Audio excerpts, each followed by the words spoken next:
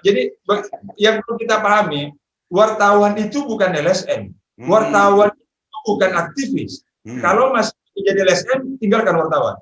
Kalau mau jadi wartawan yang benar, tinggalkan dia sebagai kontraktor.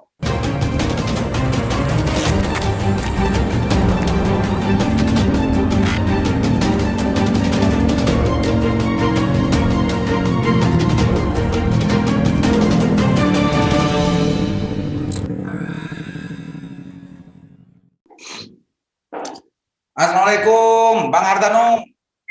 Waalaikumsalam warahmatullahi wabarakatuh. Pemirsa Sandasan, kali ini kita sandasan bersama yang punya media di Sumeneb dan di Madura, perintis media online di Madura. Tapi lebih afdolnya biar Bang Hartono mengenalkan sendiri, biar lebih terkenal lagi lah, Mas Bang Hartono. Silakan, Bang.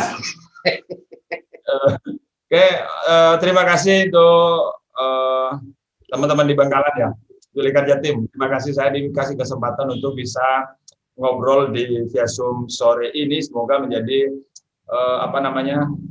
sharing. Saya pikir ya, saya masih belum menjadi siapa-siapa sebenarnya ini. Cuman memang kita mengawali media online di Madura pada waktu itu 2013 saya pikir. Belum ada yang dikelola secara badan hukum. Sementara saya sudah melalang buana di berbagai media nasional. Akhirnya kita pulang kampung, saya pulang kampung untuk mencoba merintis media online yang berbadan hukum dan serius pada waktu itu digarap bersama teman-teman. Cuman yang menjadi pionirnya memang kebetulan saya lah yang dipasrai oleh teman-teman untuk merintis media online di Madura yang dikelola profesional. Kira-kira gitu kemarin awal, Mas. Iya. Pemirsa, karena orangnya belum sempat juga mengenalkan, saya kenalkan juga. Beliau adalah Mas Hartono, abangku tercinta. Pemegang yang mempunyai ownernya Portal Madura, perintis dari media online Madura, sebagaimana yang tadi ceritakan tadi. Mas Hartono, dulu itu Mas Hartono melalang buana di media apa saja ya? Biar pemirsa Sandasan juga tahu dan paham. Jadi pertama setelah saya pulang dari pondok pesantren gitu ya, saya lama di pondok pesantren dan pendidikan jurnalistik itu saya tempuh di pondok pesantren Anokoya. Jadi setelah pulang kampung itu 1 tahun saya menjadi seorang petani biasa di kampung saya. Saya bukan siapa-siapa, saya dari kalangan petani juga. Jadi 1 tahun saya mengelola pertanian itu dengan cara ya gimana umumnya petani orang Madura gitu. Jadi selama 1 tahun saya nganggur dan saya perlu menyalurkan potensi saya yang saya garap sejak dari pondok pesantren yang biasa menulis di berbagai media massa. Lalu tahun pertama saya terjun ke media itu di radio lokal Sumeneb, itu menjadi jaringan radio 68H Hutan Kayu Jakarta. Sehingga saya menjadi kontributor Raya Madura pada waktu itu dan alhamdulillah itu saya berjalan sampai sekitar 1 tahun setengah saya berjalan di radio yang jaringan Radio 68H Jakarta. Lalu di tengah perjalanan itu saya dikasih kesempatan oleh kantor berita kantor berita negara Indonesia. Saya bergabung di kantor berita Antara itu sampai 3 tahun. Detik-detik terakhir itu sebenarnya saya harus jadi PNS sebenarnya, Mas. Sebenarnya saya harus jadi PNS. Itu kira-kira tahun berapaan, Bang? Itu kira-kira tahun berapa tuh? 2008-an ya? Sekitar itu. Ya. Itu masih teman saya ketika saya masih di kantor berita Antara itu saya sama sekarang anggota KPU Sampang. Mas itu Mas siapa ya? Mas siapa ini? Radar pertama di Sampang. Jadi perjuangan saya di media itu bersama Mas Rasul Junaidi. Itu kalau nggak salah media pertama Radar Madura Grup Jawa Pos pertama kali terbit di Pulau Madura. Karena pada waktu itu di zamannya Rasul. Berarti kalau di zamannya Rasul itu tahun 2000-an, Mas. Saya kenal juga dengan Mas Rasul dulu waktu di kantor Radar itu di Bangkalan, Mas Rasul. Ada Mas Risang, ada Mas Rusli, ada Mas Taufik dan lain-lain waktu itu. Tahun 2000-an berarti, Mas? Ya, itu karena gini. Saya menjadi sekretaris Forum Pers Mahasiswa Madura pada waktu itu dan ketuanya Mas Rasul. Nah, radar belum ada karena di era itu masih eranya Soeharto. Jadi masih UTM, masih Unibank. Sementara saya posisi di Sumeneb berkolaborasi dengan teman-teman mahasiswa dari 13 perguruan tinggi Madura. Saya bergabung di situ dan kebetulan saya menjabat sekretaris Forum PRS Mahasiswa Madura dan ketuanya Mas Rasul. Ketika Jawa Pos mau membuka radar Madura, nah itu yang direbut oleh Mas Rasul. Nah, saya memulainya dari sana. Setelah saya selesai jadi mahasiswa, Mas Rasul sudah berkecimpung di dunia jurnalistik. Saya mengikuti beliau. Sehingga pertama kali saya lulus dari kampus, saya nganggur dulu 1 tahun menjadi petani di kampung, lalu saya memulai lagi ilmu jurnalistik saya di radio, yang di radio lokal Sumeneb, yang punya jaringan ke radio 68H Jakarta. Nah, pada waktu itu, jadi itu 1,5 tahun saya mengukir di radio, lalu 3 tahun pertama setelah itu, saya pindah ke kantor berita Antara punya negara. Dan detik terakhir itu baru saya diminta untuk ikut pelatihan ke Jakarta selama 3 bulan dan saya mau diangkat jadi PNS. Saya mundur. Karena bapak saya sudah meninggal, ibu tinggal sendiri. Saya lebih mengedepankan ibu seorang diri dan 3 bulan itu waktu yang cukup lama gitu untuk meninggalkan ibu saya. Sehingga saya nggak mau menolak untuk Artinya Mas Hartono ini kalau di dunia pers di Madura itu di samping memang perintis gitu ya. Yang kedua memang ngelontok di urusan permediaan, perjurnalistikan. Karena kalau sedikit mengulas tentang masalah latar belakang barusan ini, di Jakarta memang awalnya dulu itu sebelum banyak orang yang bekerja di media sudah bergelut di media, bahkan di pondok pesantren An-Ruqayyah memang sudah membentuk basic attitude-nya Mas Hartono di dunia pertulisan gitu ya Bang ya. Ya, kira-kira gitu. Kita semangatnya membangun Madura itu bagaimana informasi dari wilayah Sampang, Pamekasan, Bangkalan, dan Sumeneb itu nyambung menjadi satu. Karena pada waktu itu teman-teman mahasiswa memang kerepotan untuk mengakses informasi dari wilayah barat sampai ke timur. Begitupun sebaliknya. Sehingga terbentuklah Forum PRS Mahasiswa Madura pada waktu itu. Dan kebetulan saya sebagai sekretaris dan Mas Rasul Junaidi yang menjadi ketua pada waktu itu. Dan ini memang sudah digaungkan bagaimana Madura mempunyai pers pada waktu itu dan dijembatani oleh Jawa Pos dan ada Madura.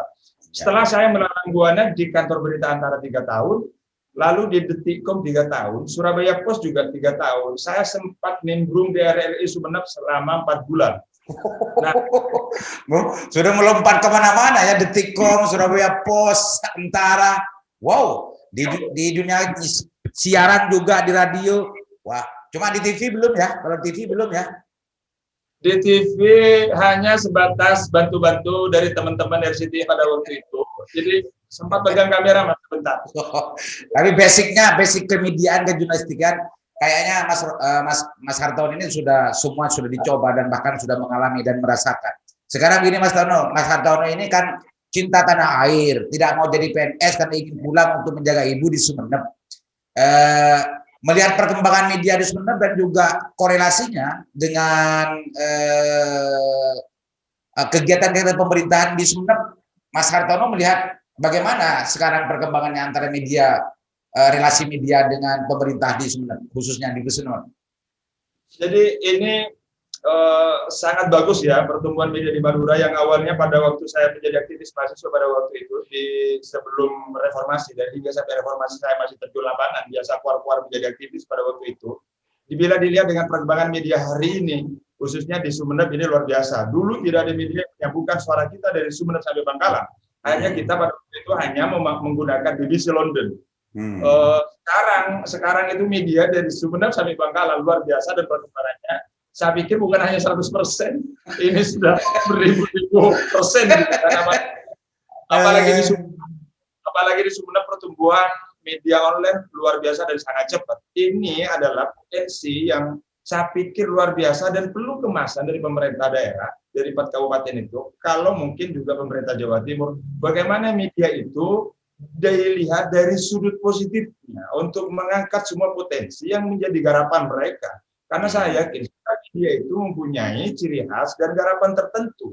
Karena kita tidak mungkin menggarap sama-sama dalam lahan yang sama. Karena setiap pendirian media online itu saya pikir sudah ada visi dan misi dan target tertentu untuk diolah menjadi sebuah berita di dapur redaksi masing-masing. Konstruksi dan perspektif yang dibangun oleh Mas Hartono sejak awal itu memang semacam ini sebetulnya. Apa Mas Hartono tidak melihat ada media-media sekarang yang tidak justru sama dengan pikiran dan konstruksi perspektif yang dibangun Mas Hartono tentang media? Ini adalah sebuah konsekuensi dari era reformasi. Ini kita tidak bisa menyalahkan sepihak, bahwa masyarakat juga bisa memberikan media dengan sebegitu gampangnya dan nyaman gitu ketika menjadi wartawan. Sementara kalau kita kembali kepada status wartawan, profesi wartawan yang sebenarnya kita kembalikan kepada aturan negara, saya pikir susah untuk menjadi wartawan. Contoh, saya masuk ke BWI, saya di training selama 2 tahun dan itu dalam pemantauan, dan baru saya bisa masuk ke PWI, Persatuan Wartawan Indonesia. Di era reformasi ini menjadi efek dampak positif saya pikir, dan ini memang harus dijembatani oleh pemerintah daerah masing-masing di 4 kabupaten di Pulau Madura. Bagaimana media yang ada itu menjadi menjadi pembangkit semangat di era demokrasi, membawa suara masyarakat bawah. Lalu bagaimana dengan ada penilaian tertentu dari seseorang atau dari media tertentu misalnya yang dinilai kurang lepas dengan bagaimana kita membangun semangat Pulau Madura menjadi maju. Ini adalah tugas semua pihak. Kita tidak bisa menyalahkan media itu. Dan juga kita tidak sepenuhnya menyalahkan pemerintah. Tapi harus balikan lagi ke fitrah masing-masing. Bagaimana pilihan media itu sesuai dengan tupoksinya sebagai media. Bagaimana pemerintah juga mengayomi terhadap media. Bersinergi bersama-sama. Bagaimana Pulau Madura itu bisa maju. Tapi Mas Hartono kan juga tidak memungkiri bahwa juga ada media liar yang justru memang orientasinya tidak sama dengan apa yang dibangun dan dirintis oleh Mas Hartono sebagai penggagas awal bagaimana mengintegrasikan tentang informasi Madura sebelumnya yang tidak pernah ada media waktu zamannya Rasul dengan Mas Hartono. Itu tidak dipungkiri kan Mas Hartono? Enggak, kita tidak pungkiri memang. Masih banyak kesan bahwa ada sebagian media yang dinilai oleh sebagian publik kurang baik, begitu ya. Nah, media kalau istilah bangkalannya media dan aktivis PSTPS gitulah. Jadi yang perlu kita pahami, wartawan itu bukan LSM. Wartawan itu bukan aktivis. Kalau masih menjadi LSM, tinggalkan wartawan. Kalau mau jadi wartawan yang benar, tinggalkan dia sebagai kontraktor. Benar. Kita nggak bisa satu orang menjabat banyak jabatan, itu nggak bisa. Kalau nggak fokus, maksudnya nggak fokus gitu ya? Bukan hanya nggak fokus, itu berarti wartawan yang tidak profesional. Ketika masih harus.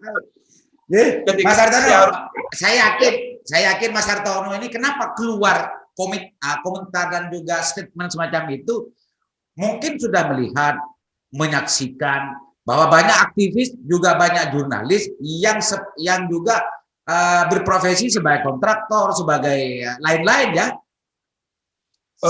Kalau saya tidak bilang iya dalam persoalan ini, tapi kita juga tidak memungkiri bahwa kesan di lapangan selalu ada kesan seperti itu.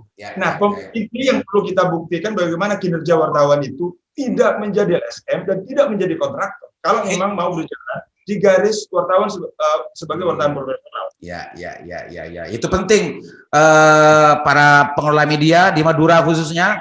Kalau sudah terjun ke dunia jurnalis, mestinya jangan berbisnis gitu ya. Jangan berbisnis dalam pengertian menjadi kontraktor. Bisnis media kan memang juga nggak apa-apa kalau bisnis media, Mas. Nah, ini yang kita perlu luruskan lagi, bisnis media. Bisnis media memang boleh gitu kan. Tapi yang perlu dipahami bahwa wartawan itu tidak ikut dalam dunia bisnis. Ini yang perlu digarisbawahi. Bagaimana perusahaan media itu bisa berkembang karena diperbolehkan dalam dunia bisnis. Tolong ini berbeda, itu tidak masuk dalam satu PT. Kalau memang mau bisnis, tidak masuk dalam dari perusahaan media, bisnisnya tidak masuk. Jadi ini yang perlu dipahami bahwa bagaimana misalnya ada iklan dan segala macam dari bupati, dari orang-orang siapapun. Nah ini yang perlu dipahami oleh publik, termasuk pemerintah daerah, itu tidak boleh bercampur aduk dengan menu redaksi. Pemberitaan ini yang perlu dibedakan.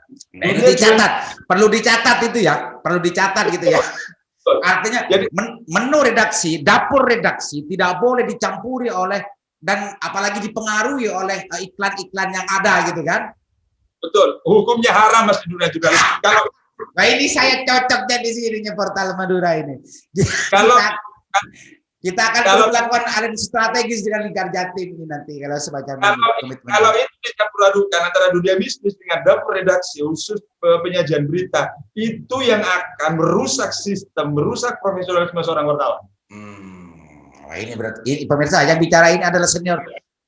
Kalau tadi sempat nggak mau dibilang senior, tapi orang yang lama bergelut di dunia media, ini adalah statementnya, fakwanya. Jadi kalau di kalau jadi wartawan dan jurnalis, wartawan mencari berita, jangan sampai dipengaruhi oleh bisnis medianya. Itu adalah dapur yang berbeda gitu, Mas Hartono ya? Betul. Karena kita lihat di pasal pendirian media itu, di pasal 3 itu sudah jelas. Diharamkan menaruh di poin di pasal kedua itu, di ayat kedua, diharamkan naruh selain jurnalistik atau pers, itu jelas dari Dewan Pers. Jadi kalau misalnya pendirian yang ada di pendirian media yang ada di Madura, DPT-nya lihat di pasal 3 ayat kedua. Kalau ada embel-embel selain jurnalistik atau pers, itu berarti sudah pendirian media yang diawali tidak benar. Luar biasa ini. Benar-benar apa namanya? Bermelalang buana di dunia jurnalistik, Mas Hartono. Oke, Mas Hartono. Jadi pesan yang ingin disampaikan Mas Hartono tentang media di Madura dan juga bagaimana masifnya pertumbuhan media di Madura di masing-masing kabupaten dari Bangkalan sampai ke Sumeneb, apalagi di Sumeneb saya dengar itu di Sumeneb itu karena ada Bang Hartono ini sekarang kayaknya sampai 300 mediaan kayaknya kalau di Sumeneb ya gara-gara ada Mas Hartono ini kayaknya. Ya, Mas Hartono, benar ini Mas Hartono.